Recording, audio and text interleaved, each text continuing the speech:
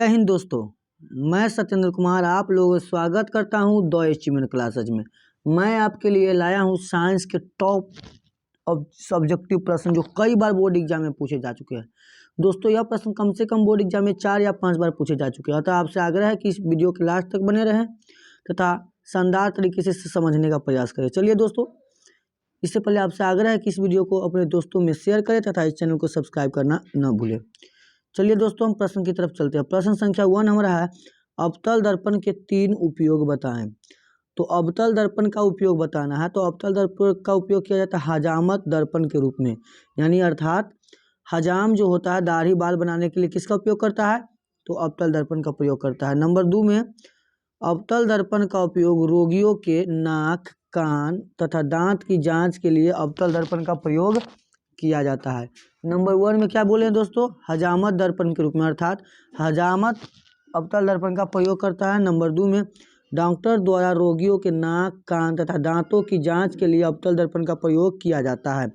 Number 3 में, search light तथा motor light की हेड लाइट के प्रवर्तक के रूप में, सर्च लाइट तथा मोटर की गाड़ी की या मोटर कार की हेडलाइट के रूप में, यानी गाड़ी में किस दर्पण का उपयोग किया जाता है, तो अवतल दर्पण का प्रयोग किया जाता है। दोस्तों एक बार फिर शानदार तरीके से समझने का कोशिश करते हैं। नंबर 1 में, अवतल दर्पण का प्रयोग हजामत के रूप में किया जाता है, अर्थात बाल उल बनाने के लिए किस दर्पण का प्रयोग किया जाता है, तो अवतल दर्पण का।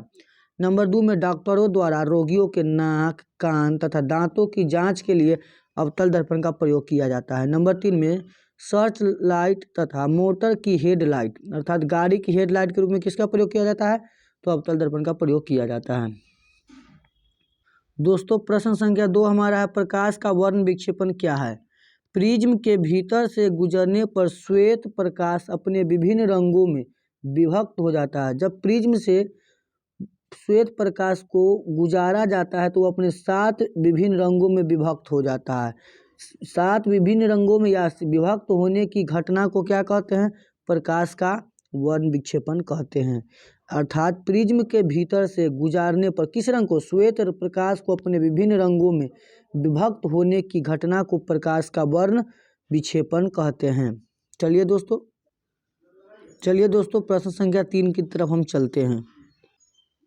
प्रश्न संख्या 3 हमारा, विद्युत फ्यूज क्या है, इसकी क्या उपयोगिता है, अर्थात विद्युत फ्यूज क्या है, इसकी उपयोगिता को लिखे। तो विद्युत फ्यूज क्या है दोस्तों, तो विद्युत फ्यूज शीशे और टीन का एक मिश्र धातु है। विद्युत फ्यूज शीशे और टीन का क्या है, एक मिश्र धातु है। इसका गलनांक बहुत कम होता है। विद्युत फ्यूज का गलनांक क्या होता है, तो बहुत कम होता है तथा शॉर्ट परिपथ में होने वाली हानि से रक्षा करता है। विद्युत परिपथ यानी विद्युत फ्यूज शॉर्ट सर्किट से में क्या करता है, तो रक्षा करता है। इसका उपयोग परिपथ को अतिभारण और लघु पतन से बचाने के लिए किया जाता है। इसे जब भी अधिक क्षमता से अधिक विद्युत धारा प्रवाहित की जाती है तो विद्युत फ्यूज क्या हो जाते हैं, उड़ जाते हैं या नष्ट हो जाते हैं और विद्युत फ्यूज की आवश्यकता उपकरण क्या हो जाते हैं, बच जाते हैं। अतः इन्हीं कारणों से विद्युत फ्यूज की आवश्यकता होती है। दोस्तों एक बार फिर से शानदार तरीके से समझने का प्रयास करते हैं। विद्युत फ्यूज टीन और शीशे का एक मिश्र धातु है। इसका गलनांक बहुत क्या होता है, कम होता है तथा शॉर्ट परिपथ में होने वाली हानि से क्या करता है, बचाता है या रक्षा करता है। इसका उपयोग परिपथ को अतिभारण और लघु पतन से बचाने के लिए किया जाता है। जब भी अधिक क्षमता से अधिक धारा प्रवाहित की जाती है तो वह ऊष्मीय प्रभाव के कारण विद्युत फ्यूज क्या हो जाते हैं, नष्ट हो जाते हैं और विद्युत बल्ब में विद्युत फ्यूज और नष्ट हो जाते हैं और उपकरण बच जाते हैं। अतः इन्हीं कारणों से विद्युत फ्यूज की आवश्यकता होती है। चलिए दोस्तों प्रश्न संख्या 4 की तरफ हम चलते हैं। प्रश्न संख्या 4 हमारा है दोस्तों, उत्तम ईंधन के लक्षण कौन से है, या उत्तम ईंधन के लक्षण अर्थात उत्तम अच्छा ईंधन कौन है। उत्तम ईंधन के निम्न लक्षण है। नंबर 1 में, इसका ऊष्मीय मान अधिक होना चाहिए, अर्थात यह ऊष्मीय मान इसका क्या होना चाहिए, अधिक होना चाहिए। ऊष्मीय मतलब क्या होता है, ज्वलनताप अधिक होनी चाहिए। नंबर 2 में, यह सस्ती होनी चाहिए। उत्तम ईंधन कैसी होनी चाहिए, तो सस्ती होनी चाहिए। नंबर 3 में, दहन के बाद इसमें विषैले गैस नहीं निकलनी चाहिए। उत्तम ईंधन को जलाने के बाद उससे क्या नहीं निकलनी चाहिए, तो विषैले गैस नहीं निकलनी चाहिए। नंबर 4 में, इसका ज्वलन ताप उचित होना चाहिए। उत्तम ईंधन का ज्वलन ताप कैसा होना चाहिए? तो उचित होनी चाहिए। नंबर 1 में क्या बोले दोस्तों? इसका ऊष्मीय मान अधिक होनी चाहिए। नंबर 2 में यह सस्ती होनी चाहिए। नंबर 3 में दहन के बाद इसमें विषैले गैस नहीं होनी चाहिए। नंबर 4 में इसका ज्वलन ताप उचित होनी चाहिए। चलिए दोस्तों, प्रश्न संख्या अब हम 5 की तरफ चलते हैं। उम्मीद करता हूँ कि इससे पहले सभी प्रश्न आपको शानदार तरीके से समझ में आए होंगे।